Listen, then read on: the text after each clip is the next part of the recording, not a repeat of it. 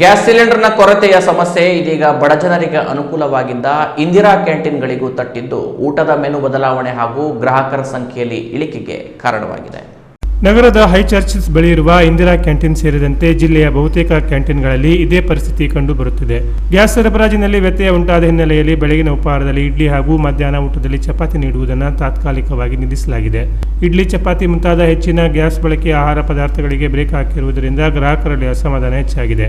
ಬೇಡಿಕೆ ಇರುವ ಆಹಾರ ಲಭ್ಯವಿಲ್ಲದ ಕಾರಣ ಹಲವರು ಕ್ಯಾಂಟೀನ್ಗೆ ಬರಲು ಹಿಂದೇಟು ಹಾಕುತ್ತಿದ್ದಾರೆ. ಪ್ರತಿದಿನ ಸುಮಾರು 400ರಿಂದ 500 ಮಂದಿ ಗ್ರಾಹಕರು ಭೇಟಿ ನೀಡುತ್ತಿದ್ದ ಕ್ಯಾಂಟೀನ್ಗಳಲ್ಲಿ ಈಗ ಆ ಸಂಖ್ಯೆ 300ರಷ್ಟಕ್ಕೆ ಇಳಿದಿದೆ. ಸಾಮಾನ್ಯವಾಗಿ 2 ರಿಂದ 3 ದಿನಕ್ಕೆ ಒಂದು ಗ್ಯಾಸ್ ಸಿಲಿಂಡರ್ ಅಗತ್ಯವಿದ್ದರೂ ಇತ್ತೀಚೆಗೆ ಸರಬರಾಜು ಸಮರ್ಪಕವಾಗಿಲ್ಲವೆಂದು ಕ್ಯಾಂಟೀನ್ ನಿರ್ವಹಣೆಯವರು ತಿಳಿಸಿದ್ದಾರೆ. ಗ್ಯಾಸ್ ಕೊರತೆ ಸಮಸ್ಯೆ ಕೇವಲ ಇಂದಿರಾ ಕ್ಯಾಂಟೀನ್ಗಳಿಗೆ ಮಾತ್ರ ಸೀಮಿತವಾಗಿಲ್ಲ. ಜಿಲ್ಲೆಯ ಅನೇಕ ಹೋಟೆಲ್ಗಳಿಗೂ ಇದು ತಟ್ಟಿದ್ದು ವ್ಯಾಪಾರದಲ್ಲಿ ಕುಸಿತ ಉಂಟಾಗಿದೆ. ಮಧ್ಯಪ್ರಾಚ್ಯ ದೇಶಗಳಲ್ಲಿ ನಡೆಯುತ್ತಿರುವ ಯುದ್ಧದ ಪರಿಣಾಮವಾಗಿ ಇಂಧನ ಸರಬರಾಜಿನಲ್ಲಿ ಉಂಟಾದ ಅಸ್ಥಿರತೆ ಎಲ್ಲಾ ವಲಯಗಳ ಮೇಲೂ ಪರಿಣಾಮ ಬೀರಿದೆ ಎನ್ನಲಾಗಿದೆ. ಒಟ್ಟಾರೆ ಬಡ ಜನರಿಗೆ ಕಡಿಮೆ ದರದಲ್ಲಿ ಆಹಾರ ಒದಗಿಸುವ ಇಂದಿರಾ ಕ್ಯಾಂಟೀನ್ಗಳ ಮೇಲೂ ಈ ಸಂಕಷ್ಟದ ನೆರಳು ಬಿದ್ದಿದ್ದು ಸಮಸ್ಯೆ ಶೀಘ್ರ ಪರಿಹಾರವಾಗಬೇಕೆಂಬ ಬೇಡಿಕೆ ವ್ಯಕ್ತವಾಗಿದೆ. Canara plus news, Karwar.